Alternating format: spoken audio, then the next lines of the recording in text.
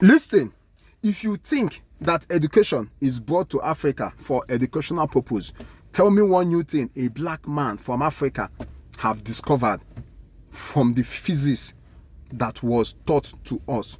The same physics you were taught in school, in English language, in French language, is the same physics that was used to discover aeroplane, jet, car. Now tell me one new thing a Nigerian professor have discovered that they have not already discovered. None. Because why? The education itself was brought to Africa for communication purpose. For communication purpose. The best learned person in Africa need to go to Europe to acquire another certificate. You see? Because education itself was brought to us for communication. We and them to communicate.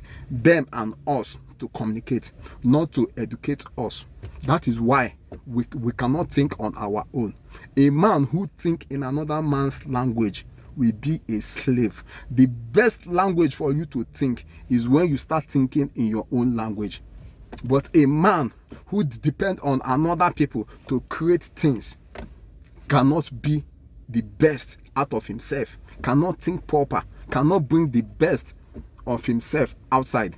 The same chemistry that you were taught in English language, French, is the same chemistry that was used to create those medication you are taking.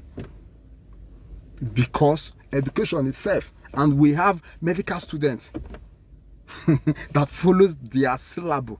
Their syllable is not for you to get your own, it's for you to understand their own, so that the communication between them and us will be easy.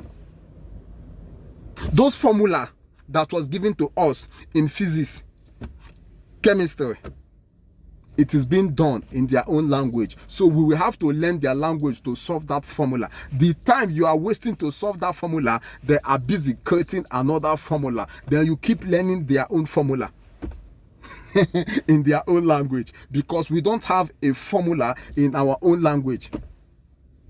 We abandon our own and we are practicing their own, because education is being brought to Africa for communication purpose and not for educational purpose. That is why nothing new have ever came from Africa. We follow their footsteps. We follow their syllable. Our law is being taught in their language, English language. Go to law school today in Africa. It's being done or taught in English language, French language. What happened if those things can be taught, read in our home language? That is the question. Think about it. Anyway, this is all I have to say. I believe somebody saw I learned from this. My name is Mr. Noz, not giving AK Odogo. I am your life coach or faith coach. And guy, that's it. I thank you, guys.